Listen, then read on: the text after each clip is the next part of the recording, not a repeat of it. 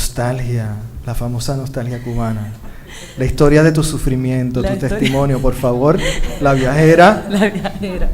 Sí, yo, en mi caso, en todos estos días hemos estado hablando siempre de identidad, que es el tema del festival, ¿no?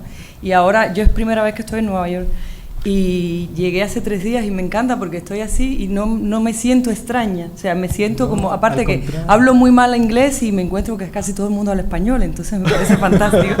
Y eso pasa en algunas ciudades, no en todas las ciudades. Hay ciudades donde me sucede que llego y tengo la conciencia de que soy extranjera, que estoy, o sea, que no pertenezco a ningún grupo de esa ciudad. Pero en esta no, debería dedicarle un poquito más tiempo. Siempre, a mí me gustó viajar siempre desde chiquita. Yo nací en La Habana, pero mi padre es del oriente de Cuba y mi madre es del centro de la isla. Y entonces siempre desde chiquito ellos querían que mi hermana y yo conociéramos el país y todos los lugares. Y entonces empezamos a viajar desde chiquito en familia, desde chiquita mi hermana y yo con mis padres. Y le tomé el gusto porque además La Habana es una ciudad, la capital, pero no es el país, a pesar de que los habaneros suelen decir que La Habana es Cuba y los demás es áreas verdes, pero no es cierto. O sea, el país es diferente y así cuando vas viajando te encuentras gente completamente diferente, realidades distintas dentro de un mismo país, ¿no? Y me parecía interesante, por eso mismo me parecía interesante además cuando escribía también contar historias de otra gente que me habían contado otras historias que no tenían nada que ver con lo que yo vivía. Y luego cuando me fui de Cuba, siempre recuerdo un amigo, y para retomar tu nostalgia, un amigo en Cuba que en los años 90, que fueron años muy difíciles en Cuba, y él siempre, estábamos así en una fiesta, había un momento que tomaba un trago así y decía, ¡ay, Cuba, qué ganas tengo de extrañarte!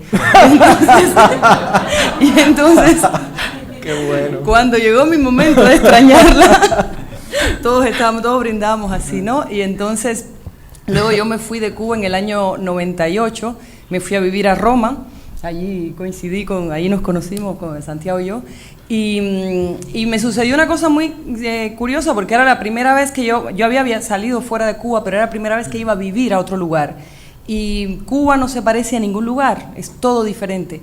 Y llegué a Europa, o sea, a Italia, era una lengua distinta, un modo de comportarse distinto, que éramos la misma cultura, ciertamente, pero el funcionamiento de la sociedad no tenía nada que ver con lo que yo conocía. Y de repente yo me sentí que era una anormal, una niña, no sabía moverme, no sabía hacer nada, tenía que aprender todo de cero, preguntar cada cosa cómo se hacía. Una cosa que me molestaba mucho, porque yo siempre había sido muy independiente, me movía, sabía, controlaba la ciudad, y cuando yo llegué a Roma no controlaba nada, y era todo, tenía que preguntarlo, y por eso empecé a escribir esta novela. ¿Por qué? Porque entonces empezaron todas las preguntas, o sea, me encontré como era una inmigrante. Luego descubrí que en Italia tienen una palabra muy italiana para definir a los extranjeros que no son norteamericanos o japoneses, que es extracomunitarios, o sea, no pertenecen a la comunidad europea. Yo aprendí en Italia que yo no era extranjera, sino extracomunitaria. Y entonces ahí, bueno, ya luego me integré mucho a la vida italiana y descubrí, yo creo que la identidad es un proceso de acumulación, porque descubrí que cosas que yo no sabía, o sea, cosas que yo integré de Italia, que las tengo, que ahora soy más italiana que Sofía Loren. Bueno, Sofía Loren. Pero, o sea, descubrí muchas cosas que yo culturalmente tenía, que no lo sabía, y que de repente me siento, o sea, yo ya siempre lo digo, yo tifo por la Italia en el Mundial de Fútbol, o sea, conozco las canciones, todo, y me siento italianísima. Y yo, en lugar de alejarme de Cuba, en ese primer alejamiento de Cuba, me acerqué más a cosas de Cuba que antes, viviendo ahí, no me interesaban, algunas músicas que no me interesaban cuando vivía en Cuba, o algunos libros que nunca había leído. Me acerqué mucho más, pero a la vez me integré mucho más en Italia. Entonces, en lugar de perder una identidad, yo reforcé la que tenía y gané otra. Y una vez que había ganado otra, me volví a ir. Y entonces me fui a vivir a París.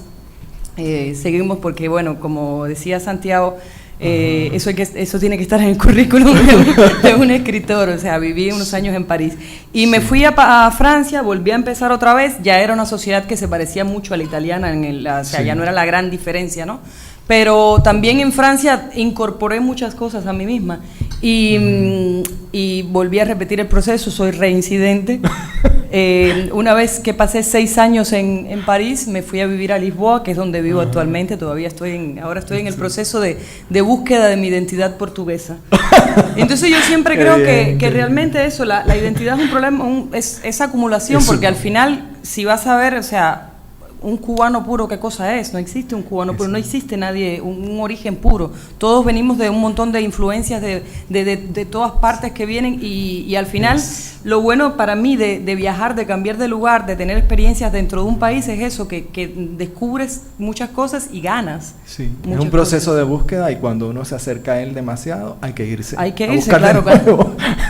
Una vez que dominas el idioma,